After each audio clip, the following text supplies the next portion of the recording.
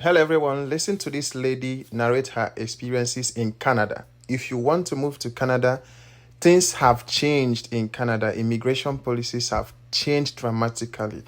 Listen. Ladies and gentlemen, the grass is not as green as it used to be. The rate at which new immigrants in Canada are drowning in depression has become alarming and worrisome. And the reason for the rising rate of this depression is that new immigrants, they are beginning to realize that what they expected to find here in Canada is completely different from the reality that they find themselves dealing with. Well, you might be wondering, what is this girl talking about? Let me break this down. There is a new reality here in Canada that sadly a lot of new immigrants are not even aware of. And this reality is that the Canadian economy has acquired a tough texture and is now biting down really hard. And this is because there are no longer as many jobs as we used to have in the past. This is the truth, and anyone who tells you otherwise is simply serving you a sugar-coated version of the reality that we currently have on ground in Canada. Those that know me, they know me very well. They might be shocked, confused, or at worst disappointed by this post that I'm making today, given that I've always been a strong advocate of the Japa syndrome. I always talk about Japa every time.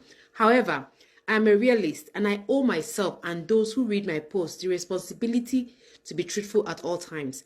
I will not sugarcoat this or sit here and pretend that the grass is green in Canada as it used to be when I arrived in this country almost 10 years ago. My dear brothers, my dear sisters, things have changed.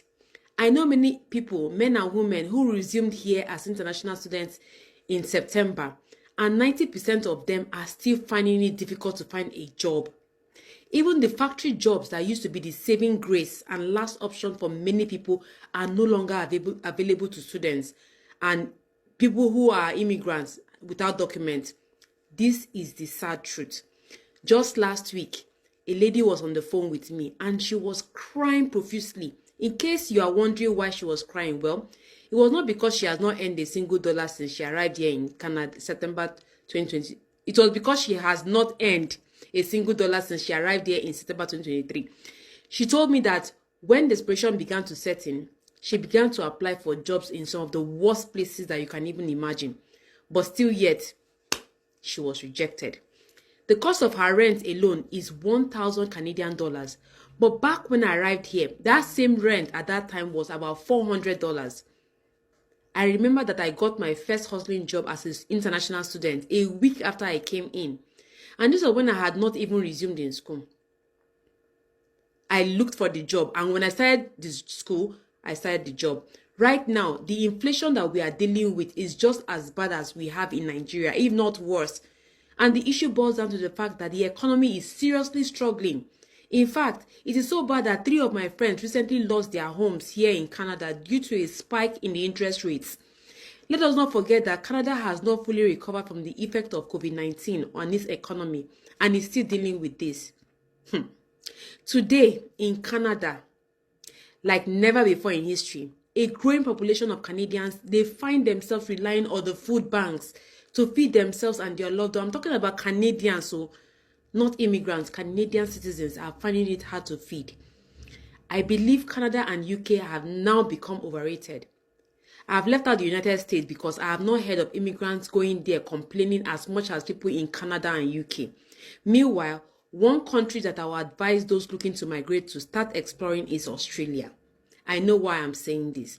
I know it's difficult to advise you to abort your Japa plans, especially if you've already initiated the process. But if you have to do it, please do it legally and be smart about it. If you don't have what it takes to nail your IELTS and come directly as a permanent resident, as a PR, please, I'm begging, consider coming as an international student, but make sure that you already have enough money to cover your tuition and cost of living for the period of your study. Those that have ears should listen.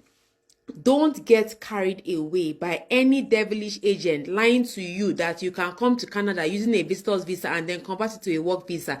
This is a lie. And it is not as easy as they are telling you. Another lie that agents might tell you is that you can come as a visitor and then you seek asylum. Please, remember that Nigeria is not at war. And currently, we don't have a widespread problem of people facing persecution. So be careful so you don't end up biting your fingers in regret. Just last month, it was reported in the news that somebody from Nigeria came to Canada using a visitor's visa. He went to seek asylum and ended up dying outside on the streets of Brampton. This happened recently in November. I learned that they were kept outside under a tent in the cold on an open field. That gentleman died in a place they were kept that was not even befitting for even animals. My people, please be careful.